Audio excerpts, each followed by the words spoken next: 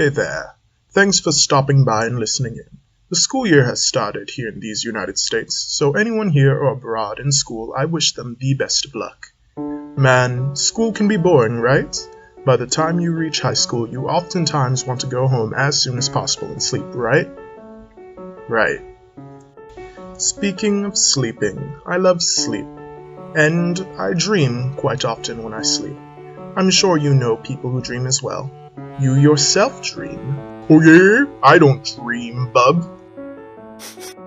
Oh ho ho, you don't dream, do you? Well, I'm sorry to tell you, Shadow the Hedgehog. Unfortunately, everyone dreams. According to an article in the Scientific American about dreams, we forget almost all dreams soon after waking up. And who said that? Why, Ernest Hartman, a leading sleep researcher. Oh yeah, well? No. Now, there are several theories as to why we dream. One such theory is that dreams work by sorting out all of the info one has gained over the day, and that it packs it away, sort of like filing and refreshing it. Another theory is that dreams reflect our emotions. A lot of people may not have the time or opportunity to dwell on their feelings during the day, so they end up having dreams based on conflicting thoughts and feelings that they did not have the time to dwell on earlier.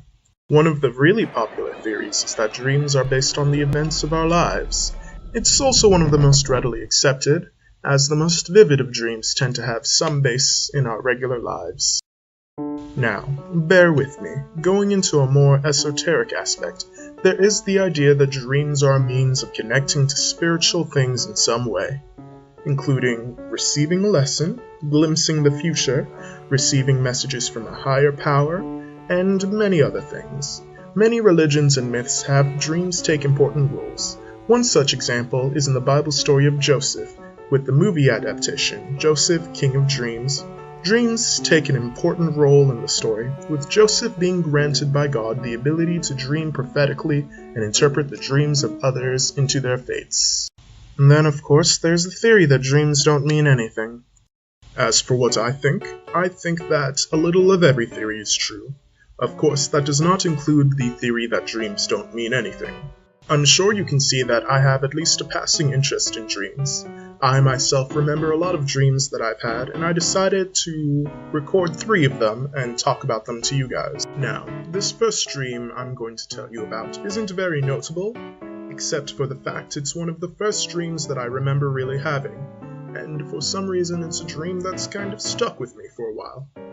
I was back in my home country, riding a tricycle with my friend. We were just rolling around, 2 buddies, having some fun. Better fix this. After a bit more riding, we stopped near a bridge. Under the bridge was a crocodile and an elephant. The crocodile wasn't doing anything, and the elephant was bathing itself with its trunk. This next one happened a few years after I moved to the US. My family lived in an apartment complex. I recently became an older brother, and I owned a copy of the video game Sonic Riders for the PlayStation 2. Now, to be fair, Sonic Riders was one of the first video games I ever owned. I believe it was the 4th video game I ever owned, and Sonic Riders was also the first time I ever heard of Sonic the Hedgehog. That being said, Sonic Riders was a freaking cool game. It's just awesome. It was just so awesome, man. I just love the game, and I still love the Sonic franchise. I joined late in the game, pun intended, and my first game was in fact Sonic Riders, a weird choice for a first game, but I loved it. In the game, Sonic rode this thing called a jetboard. Basically, it was a super fast hoverbike, and he raced these bird people called the Babylon Rogues, but I always called them the Babylon Rouges, you know, like Rouge from the game. Anyways, back on topic. When I won the game on the good guy side for the first time, I wanted to make Sonic's jetboard. At the end of the good guy stage, he receives an upgrade for his first jetboard, and the upgrade looks quite stylish if I do say so myself. So, I collected cardboard from empty cereal boxes and packages, used my tiny allowance to buy a bunch of balloons from the local dollar store, and using my expert engineering skills from years of honing and crafting, my 8-year-old mind expertly tied and taped them together to create my jetboard. I tried to make it fly. It didn't work. So, I ended up using helium for its other extremely important purpose. My voices. Indeed, quite. Anyways, later that night, I had a dream where I woke up on the couch, and as I got off it, it felt weird. That's when I realized I was floating in the air. After some experimentation, I realized I was basically swimming in the air as if I was in a pool. I began kicking off from walls in order to have fast speeds and leaning left and right to go through doors and windows and move around and stuff. I think it was my first vivid flying dream, and I loved it. But I woke up not realizing it was a dream and ran to my couch expecting to fly. It didn't end too well. Here is a dramatic reenactment. Now, last but not least, this is the third dream. I remember it very well for both good and bad reasons. We'll get on to that.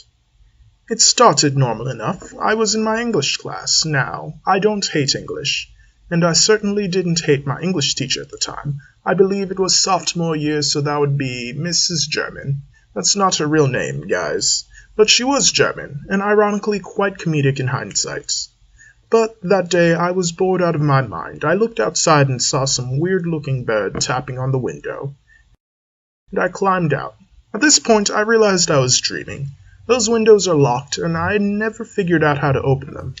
Now, at this point, I was able to take over. I've had many a lucid dream before, and so it's not too hard to take over. I'd watched X-Men Last Stand recently, so the character Angel was on my mind. It was a weird sort of buzzing feeling as I changed, quote-unquote, into a winged person. I became something greater than I was before. I became Flyboy, winged hero extraordinaire. Patent pending, my OC, don't steal. Now, as a great and powerful hero, it was my job to stop criminals in their tracks. Yo, man. Oh, hey, it's the bird boy. Underwear on the outside? A guitar. A guitar.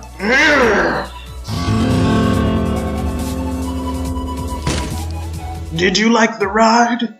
Or do you just want to test out my guitar again?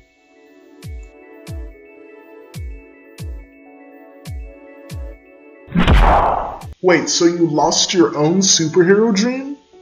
That you lucidly controlled? Get that thing out of my face.